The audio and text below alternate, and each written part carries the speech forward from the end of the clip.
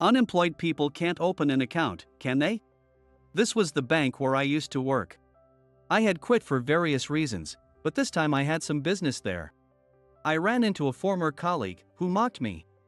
Unemployed people can't open an account, he said. Michael, the banker who betrayed me, wore a nasty smile. It's about time you cut ties with us. Got it. You'll regret it, though. I said angrily and decided to close my account as instructed to cut ties. As a result, Michael would see hell. But it also ended up saving him. I am Alex, and I have a wife named Emily and a young daughter named Lily. I graduated from the economics department of a prestigious university and used to work at a bank. I met my wife during my college years. Hey, are you Alex? Yeah, that's me. My name is Emily. At that time, I thought of her as just another student at the same university, but when she approached me, I began to notice her. Why did you talk to me? Because I admired how you pursued your goals, and I saw you helping an elderly woman the other day. You saw that? Yes. That's when I knew you were the one. And most importantly, you're honest and serious. I like people like that. Thank you. With her passionate approach, we started dating. Incidentally, I chose to study economics because of my father. He always said, running a company is about people and money, so I followed his philosophy and majored in economics. My father, Robert, once ran a small business. He managed a company with fewer than 20 employees and held on to that belief. Seeing him struggle, I empathized and pursued the same philosophy in my education. Unfortunately, my father passed away from an illness before I graduated, joining my mother in heaven, who had died earlier in a car accident. It makes sense now why you were so straightforward. It's because of your father's influence. Really? Yes. Let me help you. I can't replace your parents, but I'll support you now. Thank you, Emily. After graduating from university, I joined a bank to work in the flow of money. Just as Emily praised, I worked honestly and diligently. Alex, you're really fast at your job. Yeah, and accurate too. People like you are called the elite. Is Alex single? I heard he's engaged. Ah, too bad. I thought an elite banker would be great. My dedication earned me high evaluations from those around me. I probably think faster than most people. Thanks to that, I handled tasks one after another. As a result, I became known as a rising star. Alex, aren't you getting a bit cocky lately? Yeah, getting all that attention from the girls must be nice. Seriously, he's just doing his job, so why does he get all the praise? At the same time, I also faced gossip and jealousy from my colleagues. I knew they often whispered behind my back. They're just jealous of you, Alex, Emily said. Jealous? Yeah. They're envious of you how handle your work so well and are the rising star of the company. It made sense after Emily explained it to me. So, they were jealous of me. But I was just doing my job. With that in mind, I tried not to let it bother me, but there was one person who was particularly troublesome. Hey, Alex. What is it, Michael? Ha, the elite sure act high and mighty.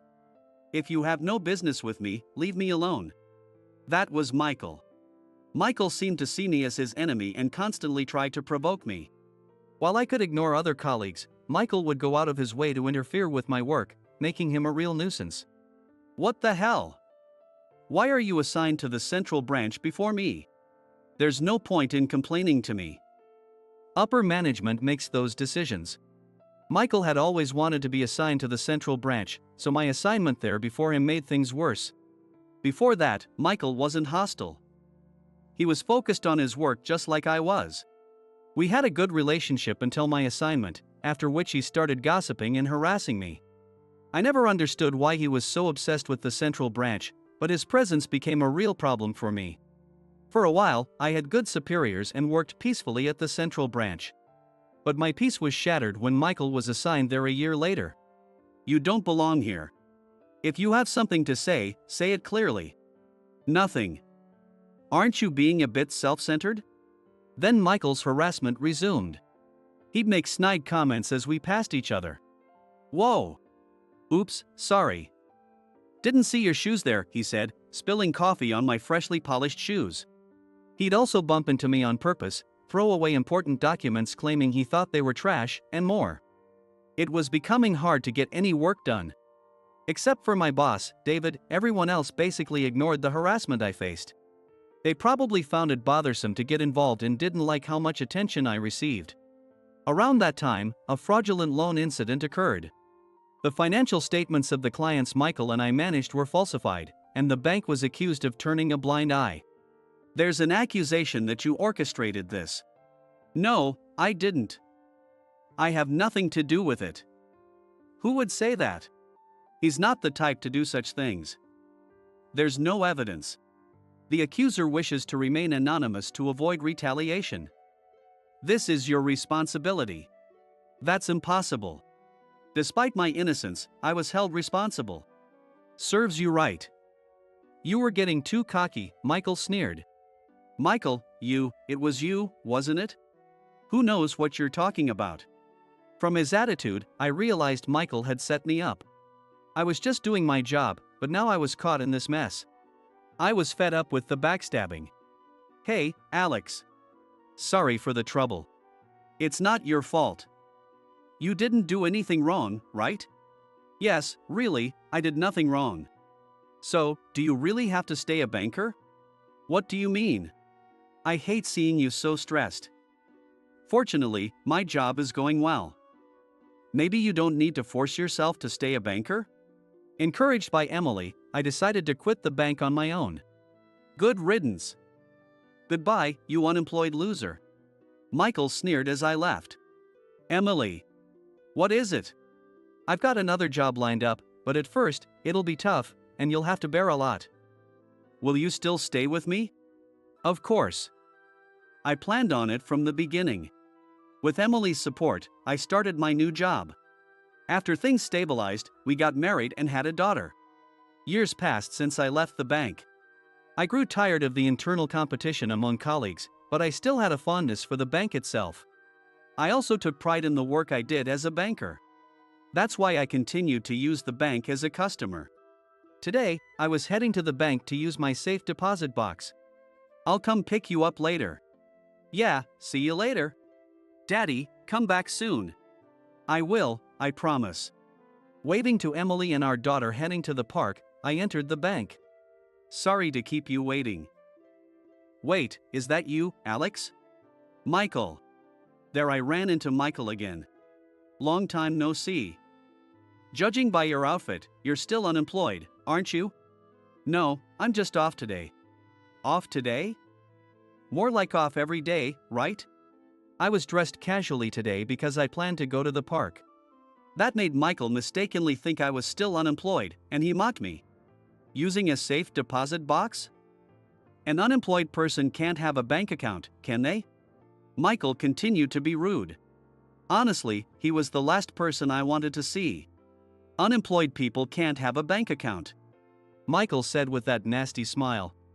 I was starting to get really angry. All the harassment I endured when I last saw him flashed through my mind, and I thought it might be time to fight back. It's about time you cut ties with us. Got it. You'll regret it, though. I won't regret anything. Now, get out, you unemployed pauper. Sure. But first, I'm closing my safe deposit box and account. Go ahead. After making my declaration, I left the bank. Daddy. That was quick, Emily said. Things happened. I'll tell you at home. I need your help with something too. Doesn't sound good. Okay, anyone who hurts you won't get away with it. Take it easy, okay? Daddy, play with me. Alright, let's play. The next day, I was at home with Emily. Our daughter was being looked after by Emily's parents. Thank you for giving us your time today. Also, we're truly sorry. Please, come in. Soon, my former bank manager David arrived, dragging Michael by the scruff of his neck to apologize. If Alex, one of our major clients, closes his account, our branch could be in serious trouble.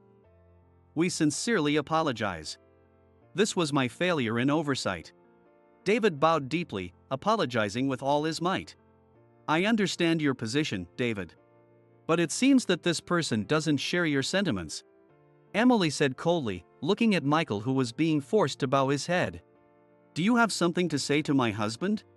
We don't need the account of someone who caused a scandal, Michael muttered. Michael! Do you not understand why you're here? David shouted. Let him say what he wants. Michael muttered without showing any remorse, prompting David to shout at him. Emily stepped in and confronted Michael, stopping David. The money in that account is probably dirty anyway.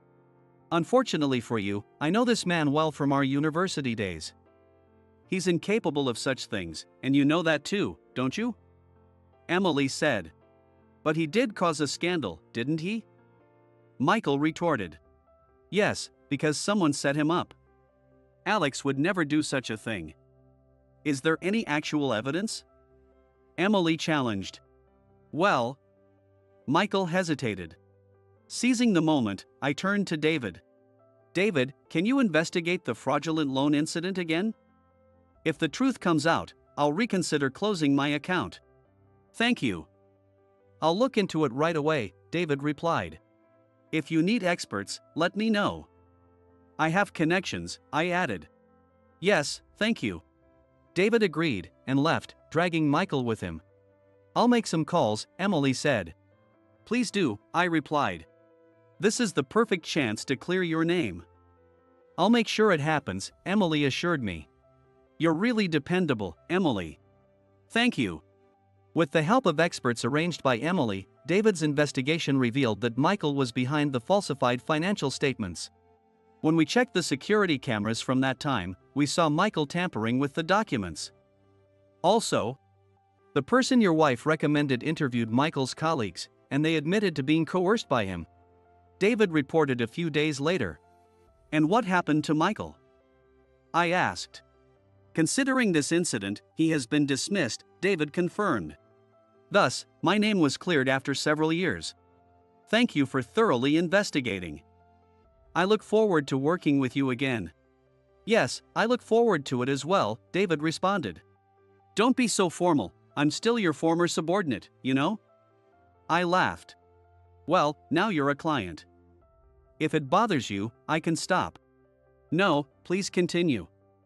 Let's keep things as they were, I insisted. All right, I understand. Let's work well together, David agreed. Yes. We continued our business relationship with the bank. The reason David took such actions was because I had started a business and opened an account with $50 million in it. After leaving the bank, I had launched a recruitment service specializing in banking, finance, and accounting professionals. Having spent several years as a banker, I wanted to leverage that experience and, under the philosophy of running a company is about people and money, I focused on a business that dealt with the people who handled money. Leave the financial side to me. My law practice has just taken off, Emily said. Thank you, Emily, I replied. Sure, but only if you sign an exclusive contract with my firm. All right, I'll count on you then. With Emily's support as a lawyer, I successfully started my business. The first year was tough, as I had to earn the trust of various companies. Many contacts from my banking days knew about the scandal, making them skeptical. Still, by being diligent and straightforward, I eventually earned their trust. We're so glad we entrusted our business to Alex's firm. No, I'm just happy we could help. Now, our firm is well regarded enough to handle executive placements. The $50 million account belonged to this company. I can't thank you enough, Emily. And you've helped me in so many ways you don't even realize, Alex. The fact that so many people are celebrating us shows how well you've done. Do you think so? When we got married after our business stabilized, we were showered with congratulations. Leaving the bank allowed me to find happiness. For that, I was oddly grateful to Michael. I did wonder about his future. Despite his harassment and betrayal, I'd seen him do his job diligently many times. Had I not been involved, Michael would have been a decent guy. So, he often crossed my mind. It really is Michael. One day, while reviewing new registrants for our recruitment service, I came across a familiar name. Sure enough, it was Michael. After being fired from the bank, he had registered with our service. His career consultation is today. All right. I decided to personally attend Michael's career consultation. What? Alex, you work here? Not just work here. I started this company, I said, handing him my business card as the president. Michael looked shocked. Even after I framed you and you left the bank, you didn't give up and started your own business? Yeah. With my wife's support, it grew to this size. That's truly impressive, Alex. Oh. Michael stood up and bowed deeply to me. I'm really sorry for everything. For the harassment and for framing you. I apologize sincerely. I needed to hear your apology. So it's okay now. Let's talk about work. Thank you, Alex. We discussed his next job thoroughly. It became clear that Michael genuinely intended to work honestly and had changed. Honestly, being fired is a significant black mark on your record. Yeah, I understand. So, it will be a small company that hasn't received many applicants. Is that all right? Of course. I'll do any job if they'll have me. All right. I'll explain the situation to them. That's fine with me. I introduced Michael to a small company that had struggled to find applicants, explaining the situation, including his past with the fraudulent loan incident. Alex, you believe he's changed, right? Yes. He's genuinely remorseful and committed to working honestly now. He was always a diligent and skilled worker. All right. Despite his past, if he's sincere now, we'll accept him. Thank you very much. With that agreement, Michael secured his job at the small company. Given his high skill level, he thrived and became a reliable presence for everyone there. Hey, Michael. There's something that's been on my mind for a long time. What is it? After things had settled down, I invited him out for a drink. He accepted readily, and over drinks, I decided to ask what had been bothering me. Why did you harass me so much? It started when I was assigned to the central branch, right? Yeah. Honestly, I was jealous. You got assigned to the branch I wanted to go to, the one my parents pushed me towards. Your parents? Michael looked a bit troubled but started to explain. My father was a banker too. He raised me to become a banker like him and reach high positions. That sounds tough. It was. Besides studying, I wasn't allowed to do much. The central branch was where my father worked, and he said I'd have to work there to succeed. I thought becoming a banker would make him proud, but instead, he just ordered me around. Didn't you ever rebel? When I was young, I once went out to play instead of studying. He locked me in the closet for a while and lectured me. That trauma kept me from ever rebelling. I was honestly surprised. I knew nothing about Michael's past, but he had clearly endured a lot. My mother supported my father's strict ways too. They called it a gifted education, but looking back, it was just their values being forced on me. That must have been hard. Did you suffer a lot? Yeah. I was always under pressure. So when you got assigned to the central branch without seeming to struggle, I couldn't stand it and acted childishly. I'm really sorry. I told you, no more apologies. My father heard about you, someone better than me, and told me to bring you down. Quite the father you have. He had been taught from a young age to push down anyone better than him. His father had risen through the ranks that way, after all. But when the incident was uncovered and I got fired. Yeah. My father disowned me, saying I was no longer his son if I wasn't a banker, and threw me out. Are you okay now? I'm fine now. The company let me stay in the employee dormitory. Honestly, I'm relieved. Really? Yes. I'm finally free from my parents and can work as myself. As long as you're okay with it. I'm grateful to you. When I was in despair, having lost my job and my parents' support, you offered me a hand. Thank you so much. I'm glad. Your good work is helping our company's reputation too. I'm glad I could contribute. Michael smiled, genuinely happy, a stark contrast to the sneer he used to wear. Emily, can you ask the people who helped us before to help again? Sure, but why? When I got home, I told Emily about Michael. That sounds like a rewarding challenge. I'll get in touch right away. Thanks to Emily's connections, an investigation into Michael's father began. They uncovered multiple frauds, leading to his downfall and a massive debt from damages. Alex, you had something to do with this, didn't you? Who knows what you're talking about? Really? Anyway, my father contacted me. Really? Yeah. He demanded I help repay his debt and support their living. I blocked his number, saying their son no longer exists. Be careful, though. Yeah. I haven't told them about my current company, and I've explained everything to my boss, so they won't be able to reach me.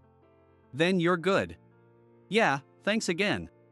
After my call with Michael, I received a message from the office that a couple claiming to be Michael's parents had shown up. Excuse me, you're looking for someone our company recommended? Are you the president? I'm Michael's father. Tell me where that fool is.